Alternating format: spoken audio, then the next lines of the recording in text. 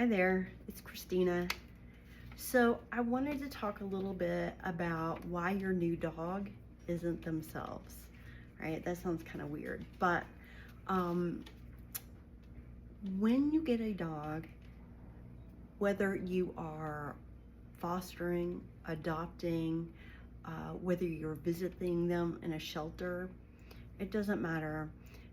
Any new adult dog is going to have a period of transition. And so when you have your initial interactions with that dog, that is not who that dog is going to be. Okay. You'll only meet the real dog down the road.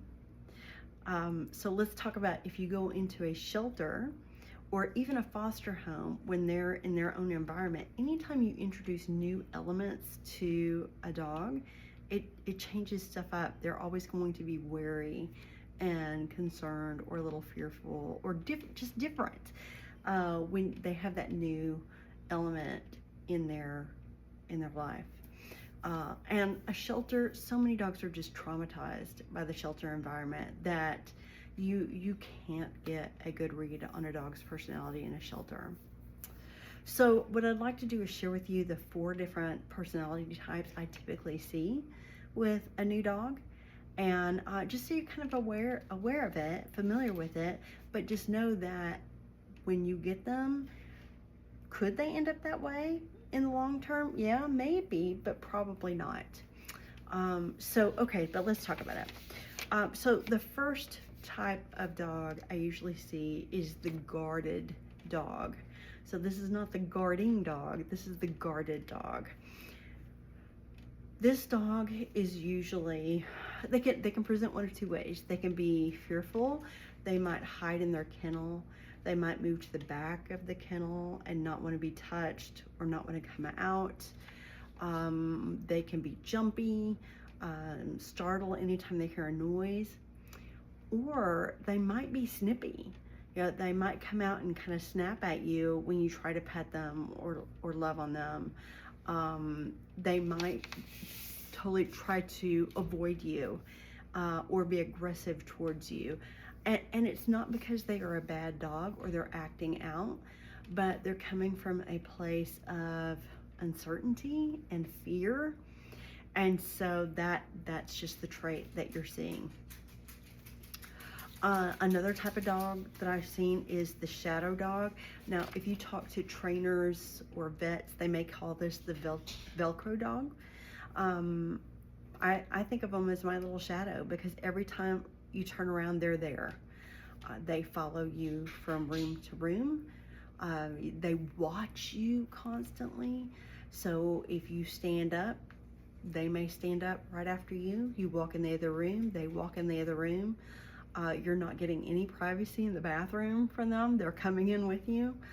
They may act anxious when you're not there because for them, you are the safety net. You know, you are the constant and the place that they feel most comfortable, and so they want to keep you in their sight at all times. The next one is the honeymoon dog. And the honeymoon dogs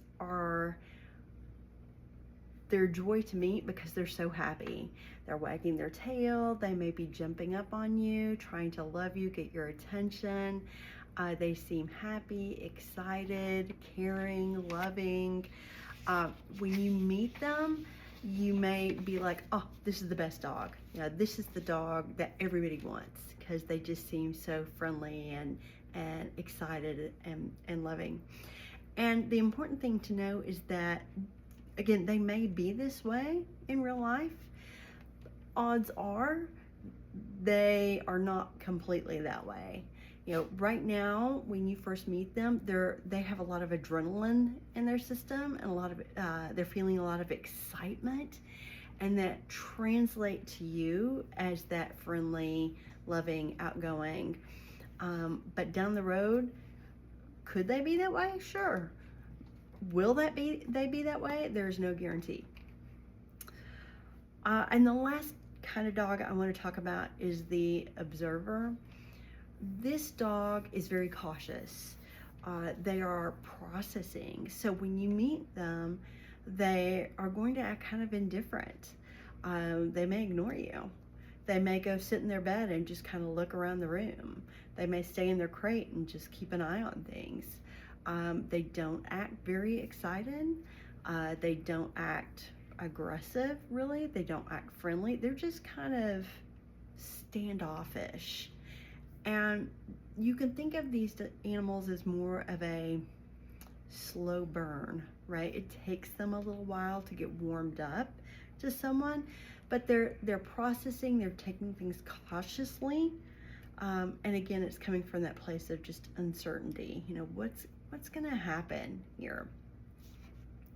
So the most important thing to understand in covering all these different types of personalities and talking about these personalities is that, you know, when you go to a shelter, when you meet a new dog, it doesn't matter where, just know that it's going to take a while to really meet the true dog and to really get the full understanding, full scope of their personality. So again, it doesn't matter where you meet them, the final version of that dog is going to look different. I also want to share that if you really want to get the best feeling for a dog's personality before you adopt them, you have two options. One is you can foster them. I don't know of any shelters that don't have a foster program where you can bring them home, you can introduce them to your animals, you can spend some time with them to see if this is really the animal that's going to fit in your family. The other option is to look for a dog that's already in a foster home. And I know these aren't as convenient because typically you have to set up an appointment to meet with them so the foster can bring them in to meet you. But when you're talking to a foster, they can really give you some insight on the great things about that animal, as well as things that maybe aren't so great, any bad habits that they may have. And so you have that foster there, and that foster really wants that animal to be in a loving home and a home that it's a good fit. So they're going to be honest with you about, you know, the good, the bad, the ugly. So that's another good way to really get a feel for a dog before you adopt them. So in closing, just keep in mind every animal is going to have some kind of transition period, and whether that transition period takes a few weeks, a few months, 6 months, you know, it really depends on the animal and their history and their temperament. So it's just important to be patient with them and to be open to developing that relationship with them and determining who they're going to become. Thanks for tuning in.